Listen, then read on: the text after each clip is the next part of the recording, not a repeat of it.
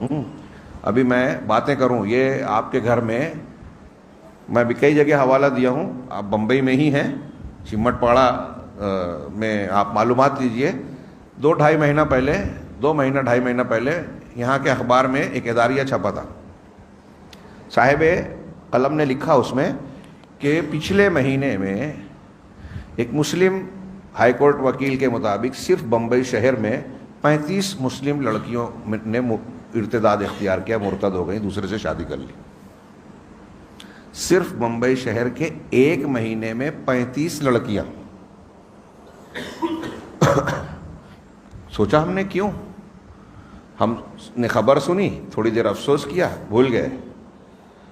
ہمارا دل میں ہماری غیرت جو ہے وہ تڑپی نہیں، ہمارا مزاج دعوتی کہ ہمیں اس سلسلے میں کیا کرنا چاہیے۔ ہمارے سماج میں اتنی خرابی اور ایسی بے حسی کیسے پیدا ہو گئی کہ ایمان سے لوگ ہاتھ دھو بیٹھ رہے ہیں۔ آج سے ہمارے جو بزرگ بیٹھے ہیں، ان کی تو بات زیادہ عمر کی ہو گئے ہوں گے، میں اپنی بات کروں، ان سے بھی کم عمر ہوں، یعنی کم، ہم لوگ جو بچپن میں تصور نہیں کر سکتے تھے یہ کہ کوئی مسلم لڑکی ایسا کرے گی،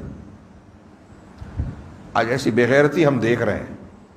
اور اس پہ تو میں یہ بھی سوال اٹھاتا ہوں کہ جن لوگوں نے ہماری ماؤں بہنوں کو، عورتوں کو مسجد جانے سے روک دیا، ہاں فتنہ ہے، ہاں وہ تھیٹر میں جانے سے نہیں روک سکے، میلے ٹھیلوں میں، بازاروں میں جانے سے نہیں روک سکے، وہ بے پردگی سے نہیں روک سکے، فحاشی کے دروازے کھل گئے، کھلنے دیا، موبائل ہماری بچیوں کے ہاتھ میں پہنچ گیا، پہنچنے دیا، ٹی وی سیریل فلموں کے ذریعے سے ان کی تربیت کی جا رہی ہے، ہونے دیا، گندی فلمیں، گندی باتیں، ننگی فلمیں اور وہ چیزیں جو دین سے دور کریں، انسان کو دنیا دار اور الہات پسند بنائیں، وہ ان تک پہنچنے دی۔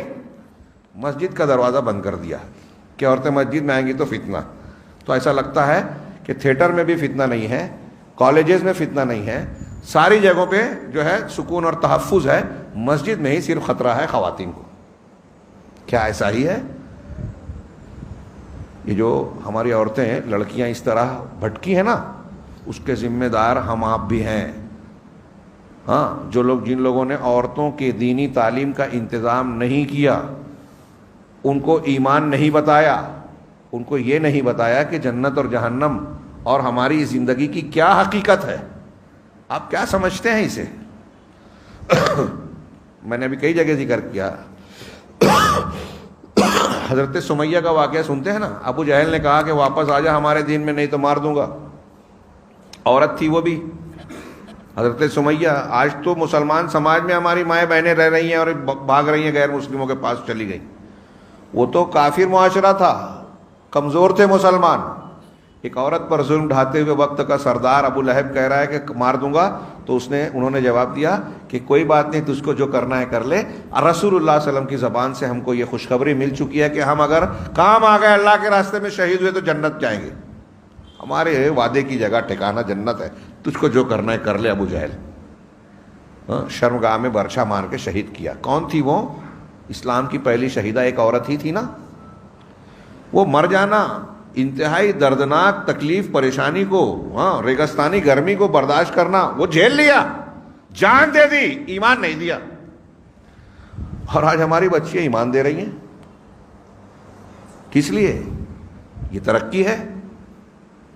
کس لیے ہے؟ کیا تربیت کی ہے ہم نے؟ حضرت ام سلیم کو ابو طلحہ نے رشتہ دیا، یہ میں نے ابھی اس درمیان کئی جگہ بیان کیا، نسائی میں ہے، میرا خیال ہے بخاری میں بھی ہے۔